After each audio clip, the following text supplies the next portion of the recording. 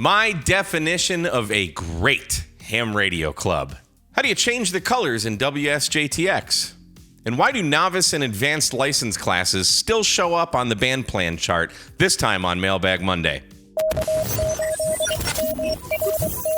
Well, hello, everyone. Thanks for tuning into Ham Radio Tube. My name is Mike, K8MRD. If you have an amateur radio-related question for me, shoot me an email. I'd love to hear from you. K8MRD@iCloud.com. We've got three great things to talk about. And this first one is really exciting for me. I got an email about a club activity that I just thought was so cool and wanted to share it with you. So let's check this out. So this comes from William Hewitt. He says, "Hi, Mike. I thought you might like to share this with your viewers." I do. The Pottstown Area Amateur Radio Club hosted a Park in the Park event on April 28th. This event was organized by our President Walt, KB3SBC, and Secretary Melody, KB3SJR. The aim was to show other hams how to activate a POTA station with minimal special equipment, focusing on what's already available to most. Sharing their experience is what we call our League of Extraordinary POTA Men. I love that.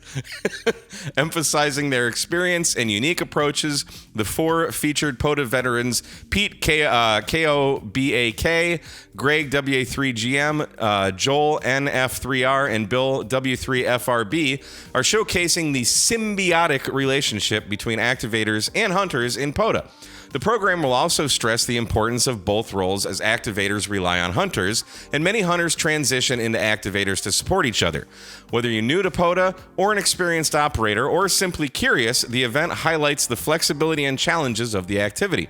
POTA allows participants to pursue their interest in their own way, emphasizing the importance of skills and adaptability in dealing with various elements. This event not only showcases the excitement of POTA, but also fosters learning and community among amateur radio enthusiasts in the region. That is freaking awesome. We had a beautiful day for our club's first major POTA event. We were at Evansburg State Park, US 1351, and had 36 hams and 6 guests visit for a total of 42 people. Lunch and snacks were provided. We even had a mesh setup. Someone even brought some M&P POTA coax. That's some great cable and damn sexy PL259s. Yes, they are. He claimed he got an 8 dB gain using it. We can't be sure. Messi and Plody is also working on a wireless coax system that'll be out sometime in the next 4 centuries. Some pictures can be seen on the EPA site. So let's check this out. This is cool. So here's some pictures they sent from this whole article from EPA-ARRL.org, just showcasing what they did. And despite less than favorable band conditions, all operators were very successful in providing a boatload of contacts for eager POTA hunters. Here we see Greg Malone, Whiskey Alpha 3 Golf Mike, operating 40 meters on CW. He's got an 891 there, and can't see what that. I wonder if that's a CW Morse paddle he's got there, one of those 3D printed jobbies. Then we've got Walt Skavinsky, KB3SBC, adjusts his buddy pole for 17 meters. That photo doesn't look staged at all. This guy could be my brother from another mother. Joel Rubencam, NF3R, activates POTA on 6 meters. And he looks like he's got a 7300 going there. And let's see, what else do we have here? This is an interesting little computer he's got. Looks like kind of a Panasonic tablet of sorts with a little keyboard there. Another 891 with the, looks to be the portable zero rails. What is he doing? 20 meter phone. And then we have David Lennon, KC3NQB, making some contacts on 10 meter FT8 there with the 7300. Nary a MacBook Air to be seen though, so we might have to learn them what is up. But also check out this club's website here. PAARC.net. They're in Limerick, Pennsylvania. So if you're near Limerick, Pennsylvania, I would say if you're not a member, go join this club, because look at this website is fantastic. It shows the events they have going on, the meetings, what is going on in the meetings. So they've got a joint MCOM exercise for all Pennsylvania amateurs, May 25th, June 7th. They've got a social gathering, an ice cream social. How many ham clubs have an ice cream social? Man, if I lived in Pennsylvania, I would certainly join this club. Police technology with KB3SBC. There's the park on the POTA event. And then you got to get your membership dues.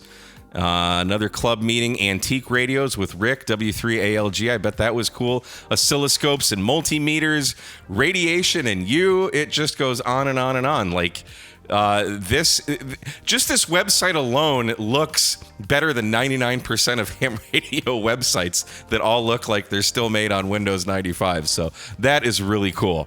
And look at this. They even had a cake. Park in the park. How awesome is that? Bill, thanks so much for sharing with us. That was just really cool. That reminds me of the club that I was in Michigan, the South Lyon area amateur radio club, SLARC. It could be Group SLARG, I forget. N8SL, just a great bunch of guys, did very similar things like that. My club here, I'm not a member anymore. I didn't pay my dues, but the club here in Huntsville tried something like that, and I say tried very loosely. They rented the screened-in pavilion at Huntsville State Park. There was probably 20 of us out there. A couple guys brought their radios, their go boxes, set them up, put antennas in the air. Nobody got on the air. They all just sat around and talked. So I got on the air just with my 705 in hopes that kind of, me getting on the air would inspire others. Kind of like when you see penguins all at the edge of the water, none of them want to go in until one finally takes that dive and then they all go in. I was hoping that maybe I could be that catalyst to kind of get people on the air. No, nobody. It was very, very disappointing. So that is awesome. So what a great way to do an event with your club and the community. That's awesome. Thanks so much for sharing. I really appreciate that. I like that one a lot. Next, we've got a question about WSJTX. This viewer writes, "Hi, Mike. Jeff here, K4QLJ. This past Sunday, I finally upgraded to extra class. Woohoo!" My question is, how to change the colors in messages for WSJTX. When I right-click, it doesn't give an option to change the colors. Any info would be helpful. Love the videos, Jeff73. Jeff, that is very easy, and I'm going to show you how to do it right now. Let's check it out. So here we have WSJTX, and you can see everyone highlighted is in green are people who are calling CQ. And you can change all these colors. You can change what happens over here, all that stuff. So if we go up to WSJTX, and on a Mac, it's Preferences. On Windows, it's under Settings. And you're simply going to go to this Colors tab where you have all these different options, okay? So this CQ and messages I have checked, and you can check or uncheck these depending on what your preferences are. You can also move these around, so if you want these to take higher priority, you can do that too. So let's put CQ and messages up there. So I want to see, like, just at a glance, anyone that's calling CQ, to me, green means go. So I can just easily look at that and visually know that they're calling CQ. So if we right-click on this, we can set the foreground color, which is going to be the color of the letters there. So right now they're black, and I'm going to leave them black. But if you want to change the color of the letters, that's your foreground color. If you want to change the background color, click on the background color. And then you'll get some kind of color thing, whether you like the color wheel or the sliders or, whatever, however you want to do it. You can change these around. So maybe I want let's just use this one. Maybe I want all the people calling CQ to be lemon. So I'm going to select lemon and hit OK. And then we hit OK here. And watch what happens the next time this comes around. Look at that. Now they're all yellow. And you can do this for everything. So, for example, my call in messages. When I call CQ, I want to see people who are calling me. Then that's going to happen here in this receive side. So like if I'm at a POTA working a pile up or something, maybe someone else is transmitting on my frequency on the odd or something, which is fine. You'll get a whole list of people because I have this kind of in this red color. I'll have a whole list of people on the right-hand side that are all in red, and I know that those people are calling me. So you can color it however you want. You can organize it however you want. You can, if you screw it up, you can reset it back to the default settings and do it all over again. If some of these don't pertain to you, uncheck them. New continent on band, maybe you don't care about that. New CQs on. I think all these things are kind of important, but do it as you want. Here's one for Logbook of the World user. Maybe if you just want to make sure you get something confirmed, check that Logbook of the World user and Make it some color that you recognize that'll stand out to you right away, and you are done. So I hope that helps you, and now you can have fun coloring your WSJTX color book. Just make sure you stay within the lines, which is something I can't do. Lastly, we have a question about our U.S. amateur radio band plan charts. This viewer writes, "Good morning, Mike. Why do the U.S. frequency allocation charts still show the 5 classes of license, novice, tech, general, advanced, and extra, if there are only 3 classes available?" Well, that's a great question. I'm glad you asked that. And the answer is kind of a little morbid, but there's some history behind it. And I want to emphasize, I am not a ham radio historian by any means. But basically, let's just say back in the day, we had different classes than we have now. Currently, we have technician, which is the entry, general, which is kind of mid-tier, and extra, which opens up everything to you. So back in the day, the novice license was the first license that you could get as a ham radio operator. It granted you CW privileges on a few bands, and I think data as well. So Morse code and digital modes. The advanced is kind of in between general and extra. They have a little bit more bandwidth than generals do, but not quite as much as extra. And basically, novice and advanced were phased out, I think late 90s, early 2000s, something like that. But there were still people who held those licenses.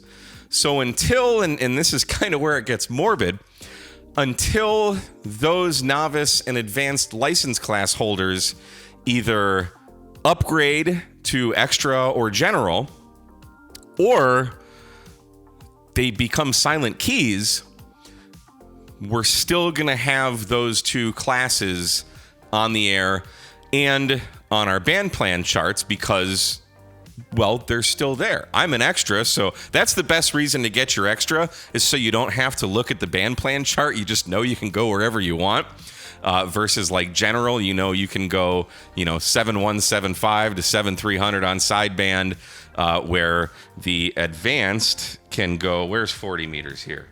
The advanced have all of the phone portion from 7100 to 7300, but they don't have quite as much in the CW portion. So that's kind of the reason. It's just an antiquated thing. They're grandfathered in.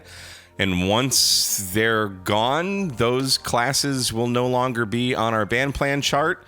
And if nothing else changes between now and then, we'll only see technician, general, and extra on that band plan chart. So thanks for writing in. Hope you learned a little bit there. And guys, if you have amateur radio related questions for me, shoot me an email, k8mrd@icloud.com. I'd love to hear from you. Thanks so much for watching another episode of Mailbag Monday. My name is Mike, K8MRD. This is Ham Radio Tube 73. What's happening, everyone? Thanks for tuning in to Nope. Not K8MRD radio stuff.